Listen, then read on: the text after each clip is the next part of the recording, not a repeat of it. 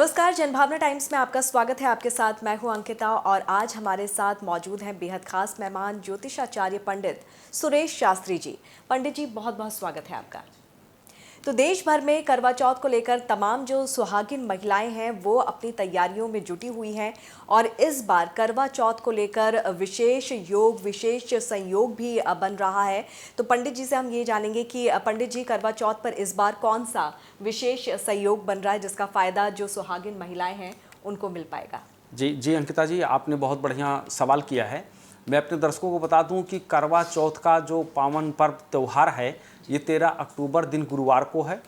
इस दिन महिलाएं अखंड सौभाग्य के लिए व्रत रखती हैं। अब की बार जो ये देखा जाए कि मतलब ऐसा क्या दुर्लभ संयोग बना है इस बार करवा चौथ पर कि जिससे जो है ये बहुत खास है।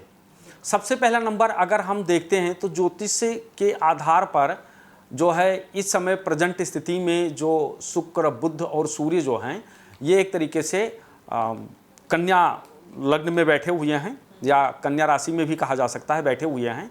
यहाँ पर शुक्र और बुध का बैठना खास तौर पे क्या होता है कि इसे हम कहते हैं एक तरीके से नीच भंग राजयोग। नीच भंग राजयोग का मतलब ये होता है कि जैसे कि एक ग्रह उच्च का बैठेगा और एक ग्रह जब नीच का बैठेगा तो इसे हम नीच भंग राजयोग कहते हैं।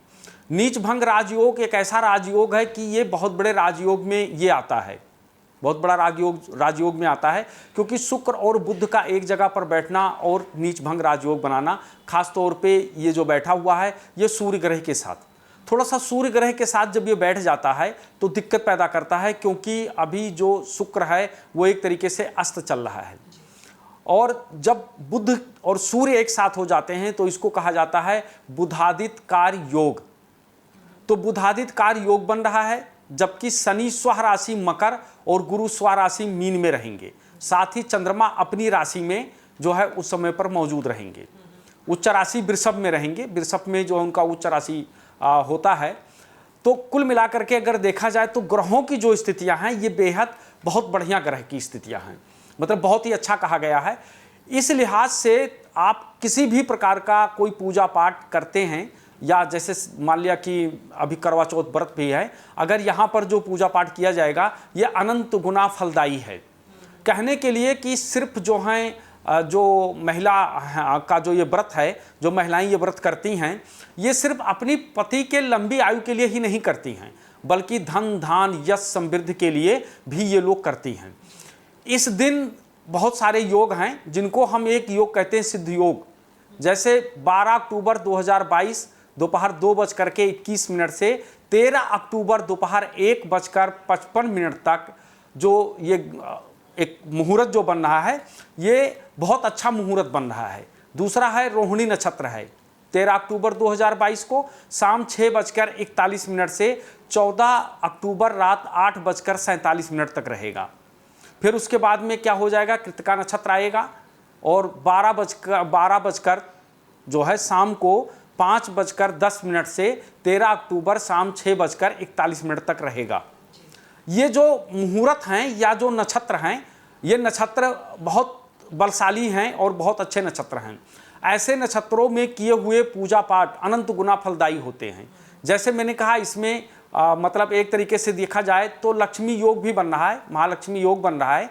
ये जो मुहूर्त हैं, जो ये समय है, तो ये बहुत ही अच्छा मतलब मुहूर्त है, बहुत अच्छा समय है। और शुभ घड़ी शुभ मुहूर्त पे जैसा कि मैंने कहा हूँ कि किया हुआ कोई भी पूजा अनंत गुना फलदायी होता है।